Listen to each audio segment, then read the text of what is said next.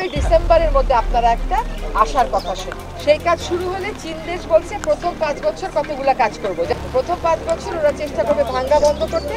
এটা কিন্তু অনেক বছর যাবৎ ঝুলে থাকা একটা কাজ, যেটা আমরা একটা চূড়ান্ত পরিণতিতে আনবার জন্য কাজ করি।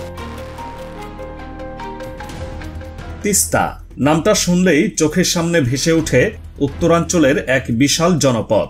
শস্য ভরা মাঠ, ভাঙনের তীব্র আঁচ, শুকনো মৌসুমে খরার হাহাকার। দীর্ঘ 1 দশক ধরে এই নদী শুধুই প্রবাহই হারায়নি, হারিয়েছে হাজার হাজার মানুষের জীবনের নিশ্চয়তাও। আর এই নদী কেন্দ্রিক স্বপ্ন আজ বাস্তবের কাছাকাছি, কারণ অন্তর্বর্তীকালীন সরকারের প্রধান উপদেষ্টা ডক্টর মোহাম্মদ ইউনূস সরকার অবশেষে সফল হয়েছেন তিস্তা মহাপরিকল্পনার পথচলা নিশ্চিত করতে। জানুয়ারিতেই শুরু হচ্ছে সেই কাঙ্ক্ষিত কাজ। স্বাধীনতার পর থেকে তিস্তা ছিল এক উপেক্ষিত অধ্যায়। প্রতিটি সরকার এসে আশ্বাস দিয়েছে, কিন্তু বাস্তবে হয়নি কিছুই। তিস্তার পানি ন্যায্য হিস্যার প্রশ্নে ভারতের নীরব আগ্রাসন বাংলাদেশের উত্তরাঞ্চলের জনপদে এক নীরব দুর্ভিক্ষ বয়ে এনেছে। উজানে বাঁধ দিয়ে পানি আটকে রেখেছে ভারত, আর ভাটির দেশে প্রতিদিন শুকিয়ে মরেছে হাজারো কৃষক। বিলীন হয়েছে গ্রামের পর গ্রাম। এই দীর্ঘশ্বাসের নদী তিস্তা আজ যেন নতুন স্বপ্নের প্রবাহ বয়ে আনছে, কারণ বাংলাদেশ এখন আর কারো মুখাপেক্ষী নয়। অন্তর্বর্তী সরকার ডক্টর মোহাম্মদ ইউনূসের নেতৃত্বে শুরু হচ্ছে বাস্তবায়নের এক ঐতিহাসিক অধ্যায়। এই পথচলা অবশ্য খুব সহজ ছিল না। সরকার পরিবর্তনের আগে চীনের রাষ্ট্রদূতের একটি বক্তব্য ছিল অত্যন্ত তাৎপর্যপূর্ণ। তিনি বলেছিলেন, বাংলাদেশ সরকার চাইলে তিস্তা প্রকল্পে চীন সহায়তা দিতে প্রস্তুত। কিন্তু সেই বক্তব্যের আড়ালে ছিল একটি স্পষ্ট বার্তা, এই প্রকল্পে ভারতও আগ্রহী। তখনকার সরকার ভারসাম্য রাখতে গিয়ে প্রকল্পটিকে ঝুলিয়ে রাখে। কিন্তু আজ পরিস্থিতি বদলেছে। আজ বাংলাদেশ জানে সে কি চায়, আর সেই চাওয়া পূরণের দায়িত্ব নিজের কাঁধে তুলে নিয়েছেন ডক্টর ইউনূস। তিস্তা নদীর উৎপত্তি সিকিমে, এরপর তা প্রবাহিত হয়ে পশ্চিমবঙ্গ পেরিয়ে বাংলাদেশে প্রবেশ করেছে। এই নদী বাংলাদেশের লালমনিরহাট, নীলফামারী, রংপুর ও গাইবান্ধা জেলার প্রায় 125 কিলোমিটার জুড়ে বিস্তৃত। দেশের সবচেয়ে দরিদ্র অঞ্চলগুলোর মধ্যে অন্যতম এই অঞ্চল, যেখানে জীবনযাত্রা এক অর্থেই নদী নির্ভর। তিস্তার পানি না থাকলে এখানে ধান হয় না, শাকসবজি হয় না, এমনকি মানুষের পান করার বিশুদ্ধ পানিও মেলে না। কিন্তু শীতকালে এই নদী যেন হঠাৎ করেই বুড়িয়ে যায়। এক বিন্দু পানির জন্য হাহাকার শুরু হয়। ভূগর্ভস্থ পানির স্তর নিচে নেমে যেতে থাকে, জমিতে ক্ষতিকর ধাতুর স্তর জমে, উর্বরতা কমে যায় এবং চারদিকে মাটি ফেটে যায়। তবে শুধু শুষ্ক মৌসুমে নয়, বর্ষাকালেও তিস্তা রূপ বদলায়। তখন নদীটা রাক্ষসের মতো আচরণ করে, ভাঙনের তাণ্ডব চলে, নিঃশেষ হয়ে যায় বাড়িঘর, গৃহস্থালী। এমন এক নদীর সাথে বসবাস মানে প্রতিদিন ভয়, দুঃখ আর অনিশ্চয়তার জীবন। আর এই দুঃস্বপ্ন থেকে মুক্তির জন্যই তৈরি হয়েছে তিস্তা মহাপরিকল্পনা। এটি শুধু একটি নদী উন্নয়ন প্রকল্প নয়, এটি একটি অঞ্চল পুনর্জন্মের পরিকল্পনা। 2016 সালের 28 সেপ্টেম্বর পানি উন্নয়ন বোর্ড এবং চীনের পাওয়ার কনস্ট্রাকশন কর্পোরেশন অব চায়নার মধ্যে একটি সমঝোতা স্বাক্ষর হয়। সেই খসড়া চুক্তিতে বলা হয়, পূর্ব চীনের জিয়াংসু প্রদেশের সুকিয়ান শহরের আদলে তিস্তার দুই পাড়ে পরিকল্পিত আধুনিক স্যাটেলাইট শহর গড়ে তোলা হবে। প্রথম দিকে এই ধারণা অনেকের কাছেই রূপকথার মতো শোনালেও এখন এটি বাস্তব রূপ নিতে যাচ্ছে, এবং যার পেছনে আছেন একজন একনিষ্ঠ দৃষ্টিভঙ্গির মানুষ, ডক্টর মোহাম্মদ ইউনূস। তিস্তা মহাপরিকল্পনায় যেসব বৈপ্লবিক উদ্যোগ রয়েছে সেগুলোর ভেতর অন্যতম হল 108 কিলোমিটার নদী খনন, 173 কিলোমিটার তীর রক্ষা, চর খনন, নদীর দুই পাড়ে আধুনিক জনপদ গঠন, 1,13,000 কোটি টাকার সম্পদ রক্ষা এবং বছরে 20,000 কোটি টাকার কৃষি পণ্য উৎপাদন। এমনকি নদীপথে বাণিজ্যিক নৌযান চলাচলের উপযোগী করার লক্ষ্যে নদীর গভীরতাও বাড়ানো হবে। অর্থাৎ তিস্তা নদী শুধু কৃষিকাজে ব্যবহৃত হবে না, এটি হয়ে উঠবে এক রপ্তানি সম্ভাবনাময় শিল্পাঞ্চল, এক নতুন উত্তরাঞ্চল। তিস্তার এক ইতিহাস আছে।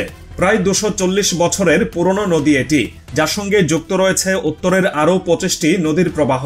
কিন্তু শুকনো মৌসুমে এই বিশাল প্রবাহিত জলরাশি একসময় হয়ে ওঠে নিঃসার। বিশেষ করে রংপুরের গঙ্গাচড়া উপজেলার মানুষ বছরের পর বছর ধরে সবচেয়ে বেশি ক্ষতির শিকার।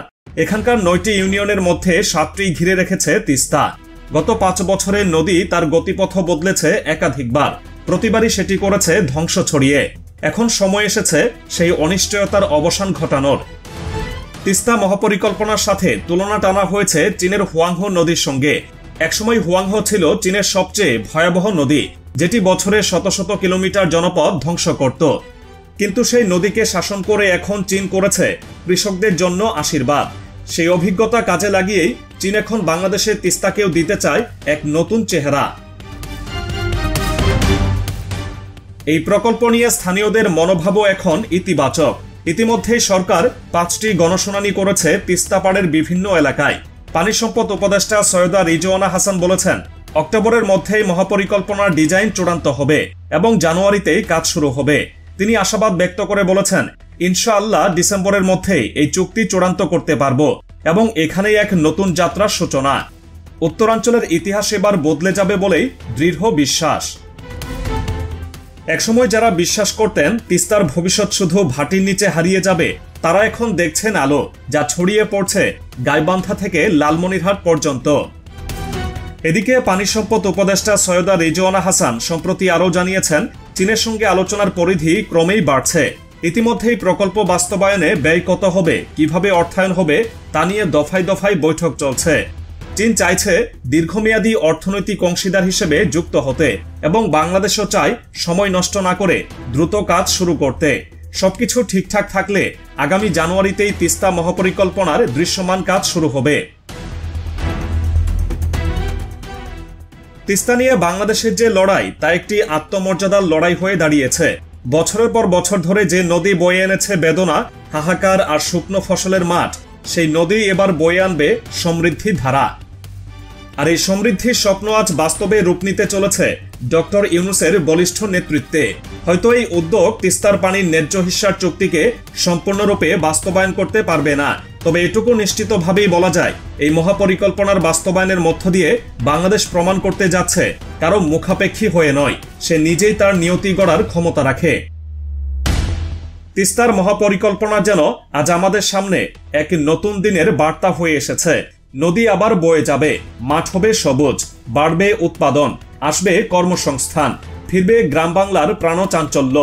আর এইসব কিছুর পেছনে থাকবে এক ঐতিহাসিক সিদ্ধান্তের ছাপ, যা শুরু হয়েছিল একজন মানুষ দিয়ে, একজন অনড়নীতি ধারক ডক্টর মোহাম্মদ ইউনূস দিয়ে, যিনি দেখিয়েছেন নেতৃত্ব মানে ক্ষমতার চর্চা নয়, তা হতে পারে এক নির্লোভ স্বপ্ন বাস্তবায়নের সাহস।